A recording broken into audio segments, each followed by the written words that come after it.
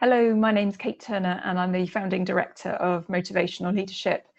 I feel compelled to bring you some information to share with you my thinking on motivation at this very difficult time.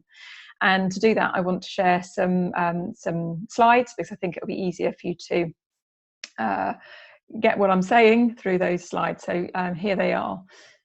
At this time, it is very easy to focus on needs, to have our needs met. And when we look at that, often we think about that in Maslow's hierarchy of needs terms.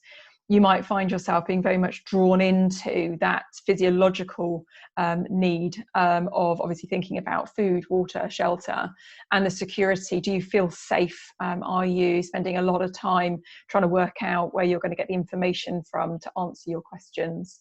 And of course, let's not forget that this is so closely related in terms of security and safety to that of our nearest and dearest, the people that we care about, and that sense of connection.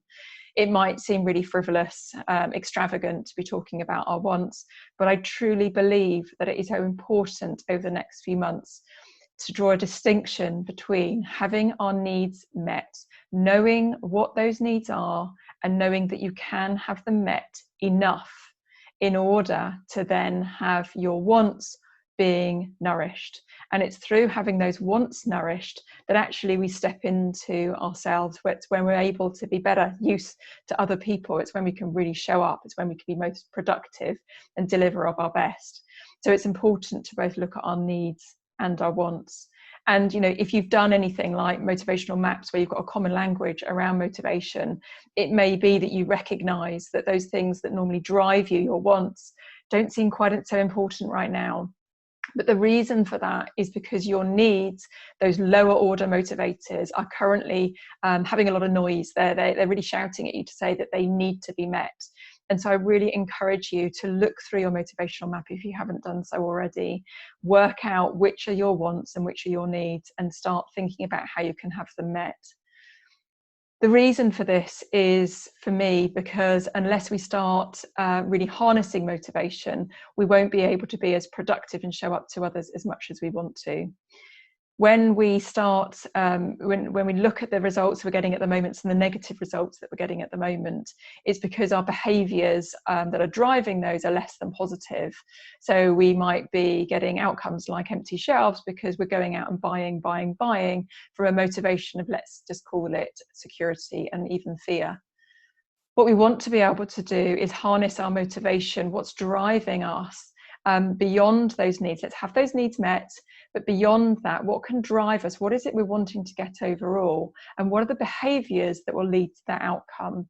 So how can we bluntly collaborate more with each other to work in a responsible way to deliver the outcomes we need by focusing on what really does drive us in terms of our wants, not just what our needs are.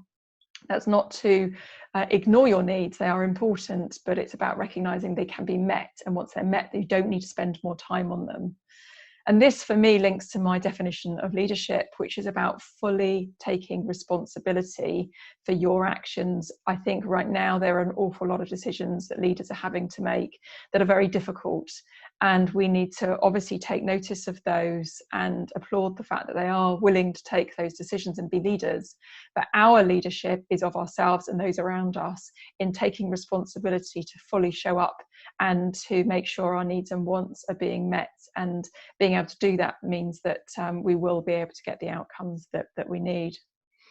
So my suggestion, my desire for you is to spend some time really thinking about what's coming up for you in terms of those needs, those things that are really drawing your attention right now, and really understanding what those needs are, whether it's beyond security, connection, whatever they might be. They're likely to be those lower order needs right now, but recognize what you can do to have those needs met, so that you don't need to keep looking for more to have them met more, because actually once it's met, your time is better spent than looking at your wants.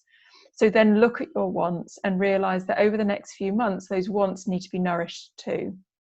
So if you've got a want around learning, how can you get learning from the situation, or how can you make sure there is still learning for you over the next few months? Or if your motivation is around connection, you want to be able to connect with people, and yet you're going to be working from home and not seeing your loved ones as much as you'd like to. How can you do that in a different way? And what does that connection really mean for you? So for me, it's very much about making sure that we harness our motivation at this time. And that means our needs and our wants, so that we can fully show up and work through this together. If you'd like to reach out to us, I'm more than happy to take questions around your motivation. You can do that either through LinkedIn, or you can do it through emailing info@motivationalleadership.co.uk. I look forward to hearing from you very soon.